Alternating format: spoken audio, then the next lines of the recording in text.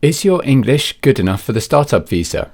Well, the standard of English is that you need to be able to fluently communicate without effort to native speakers. There are difficult and easy ways of establishing this requirement. In this video, I'm going to show you both. So the level required is B2, and you can see here that levels A1 and A2 are for basic users. B1 and B2 are for independent users, B2 being the most advanced of those. And then C1 and C2 are proficient users. So what does this mean? Well, it's equivalent, B2 that is, to IELTS 5.5. And you can see here the TOEIC equivalencies as well. So what level of English is expected for the startup visa?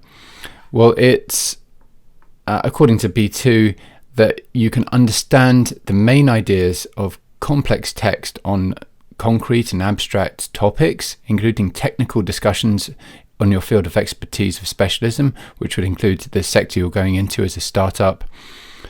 Then you need to be able to interact with a degree of fluency and spontaneity that makes regular interaction with native speakers possible without strain for either party. And then you need to be able to produce clear and detailed text on a wide range of subjects and explain the viewpoint on a topical issue, giving the advantages and disadvantages of various options. So in a startup visa context, that could include the pros and cons of the market for your product or service. Now, before you panic here, I just want to say that if you have a degree that's taught in English, so that's one of the examples that we're coming to, then you're deemed to be able to do all of this. So if your level of English has dropped slightly, having completed your degree, let's say, as it has for some of my startup visa clients, then you'll still satisfy the requirement. So we'll come to the easier ways of satisfying this in a moment.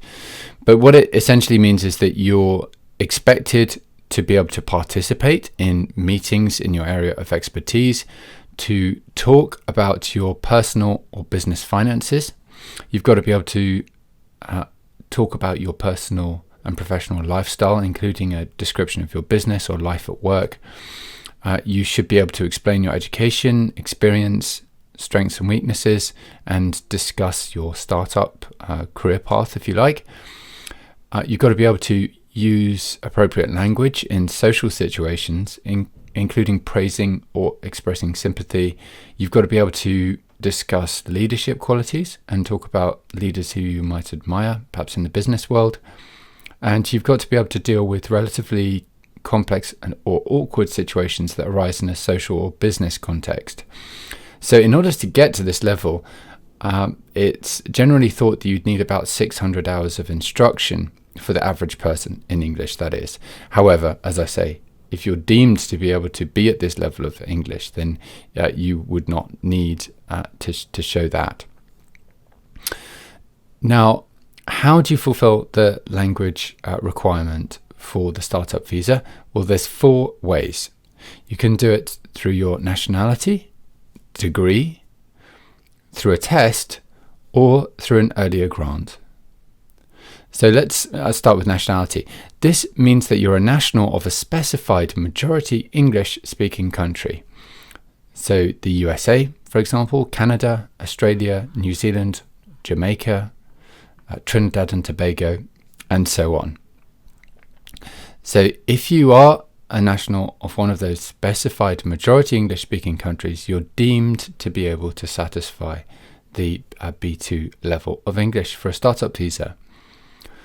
The second is having a recognized degree which was taught in English. So this means that you have, I'm just going to show you in this diagram, a UK degree. So that could be a bachelor's, master's or PhD. And it's an academic degree, not a professional or vocational degree.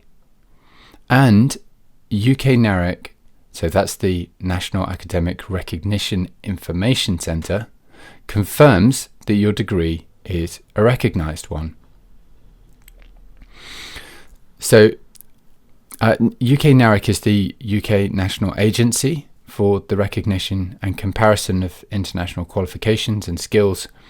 For your degree to be recognised, it must either be awarded from a specified majority English speaking country, so those are the countries we just spoke about, or that it meets or exceeds the UK standard for bachelor's degrees.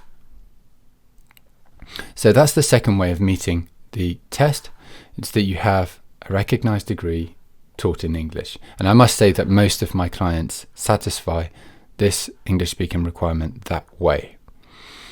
I'm going to be producing a separate video on how to get the UK NARIC recognition of your degree. So do check that out and subscribe or click the notifications to get other videos on this topic.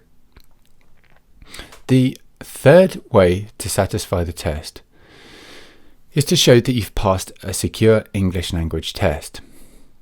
So you can go to the list of approved English language test providers, which is just here. So if you click on this link and then click on the list of approved test centres, then you can see here that they have a complete list. Now this list has been cut down quite significantly because there were some test centres who were not conducting the tests in the right way. But you can see here in this column under country that they're divided up by country. So for Pakistan, for example, it's 1, 2, 3, 4, 5, 6, 7, 8, 9 test centres that are approved. So you just need to look at your relevant country to confirm the nearest centre for you. So you need to achieve the required level in all 4 components. So that's reading, writing, speaking and listening. And you also need to get a unique reference number for the test, which allows your score to be verified by the Home Office. So that's that. The third way of satisfying the English requirement is by taking a test. Now, if you already have an IELTS 5.5, then that will be fine. Now, the next way of satisfying the English language requirement for a startup visa is through showing you have a previous grant. Now, this basically shows that you've already met the requirement in a relevant previous successful immigration application. You must have had a previous grant of entry clearance or leave to remain in any of these categories. So the first one is the startup visa category itself. Next, innovator, although I imagine it's rare you'd be switching from innovator to startup. It's usually the other way around. Next, tier 1 general, then tier 1 post-study work, then tier 1 entrepreneur under the rules in place before the 13th of December 2012, then tier 1 minister of religion, and lastly, possibly most relevant for many of you guys, tier 4 general, so a student visa that's supported by a confirmation of studies assigned on or after the 21st of April 2011. So switching from a from a student visa to a startup visa is most common among my clients, and I imagine that would be the easiest way for most of you guys to fulfill the English language requirement under the startup visa rules. I hope this was helpful. This is part of a course on the startup visa. To check out the other sections of this course, then please look at the link below. If you'd like any help with a startup visa, then you can contact me.